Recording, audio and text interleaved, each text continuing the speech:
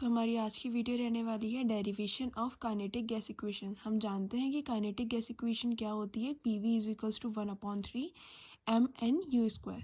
तो चलिए स्टार्ट करते हैं। सबसे पहले हम कंसीडर करेंगे एक क्यूबिकल वेसल जिसके अंदर क्या होगी, गैस कंटेन होगी। देखिए ये क्यूबिकल वेसल है क्योंकि इसकी सारी साइड्स क्या है, L length breadth and height L है। और ये जो फेस है ये इसका ए फेस है और ये इसका बी फेस है। ये है एक्स एक्सिस, वाई एक्सिस और जेड एक्सिस। चलिए प्रोसीड करते हैं।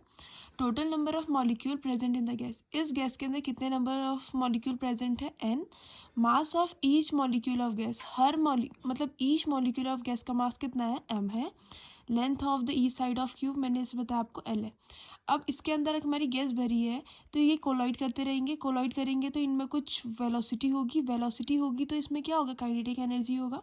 तो देखिए for simplicity of equation consider the velocity v1 centimetre पर सेकेंड इन एनी डायरेक्शन। तो v1 क्या हो जाएगा, vx, इसकी डायरेक्शन i j और k, तो vx i, vy j and vz k।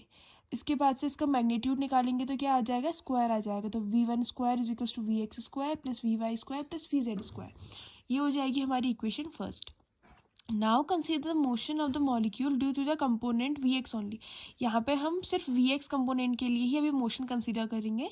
Due to this, इसके लिए the molecule will strike opposite face a and b। यहाँ पे मॉलिक्यूल एक बार a में स्ट्राइक करेगा और फिर कहाँ स्ट्राइक करेगा, b में। Momentum of the molecule due to the component vx just before it strike the face है, यानी इसका मोमेंटम इसके a पे स्ट्राइक करने के जस्ट पहले क्या हो जाएगा, m vx। As the molecule are supposed to be perfectly elastic after colloiding the face A, तो यहाँ पे कोई जो perfectly elastic होगा, the molecule will return to the same velocity, और उसी velocity में क्या आ जाएगा, वापस आ जाएगा। Thus momentum of a molecule due to the component Vx just after strike, before strike कितना था, mvx, after strike क्या हो जाएगा, माइनस में आ जाएगा, माइनस mvx। उसके बाद चेंज इन मोमेंटम क्या होगा, mvx माइनस माइनस mvx, तो माइनस माइनस प्लस तो 2mvx।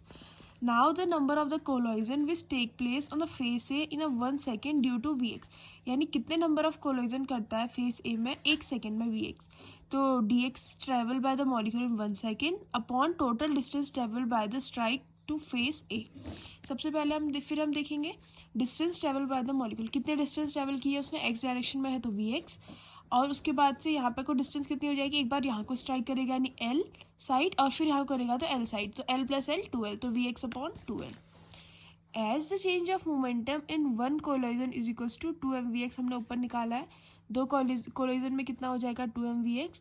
The change of momentum of a molecule on 1 second due to the component vx। अब 4 कोलोइजन फेस ए के लिए कोलिजन कितना हो जाएगा, 2mvx तो होता ही है, और यहाँ पे को 1 सेकेंड में कितना हो रहा है, इंटू vx/2l। हम इसको यहाँ पे सॉल्व करेंगे, 2 से 2 कैंसिल आउट हो जाएगा, mvx²/l। सिमिलरली हम ऐसा भी बी के लिए भी करेंगे क्योंकि एक बार वो इधर जाएगा और एक बार इधर जाएगा, तो mvx²/l। उसके बाद से change in momentum due to the opposite face A and B by X. अब कितना मोमेंटम चेंज हुआ है, दोनों फेसेस से आने के बाद को हम दोनों के कर देंगे, प्लस कर देंगे, तो कितना आ जाएगा, 2mv²x/l। अब ये कंडीशन किस एक्सेस के लिए थी, हमने बोला था कि हम पहले एक्स एक्सेस को एज्यूम कर रहे हैं।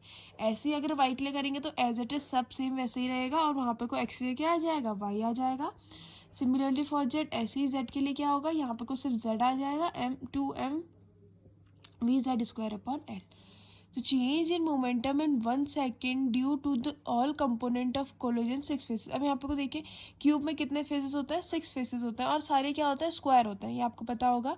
तो ऐसे 6 के क्या हो जाएगा, 2 2 4 2 6।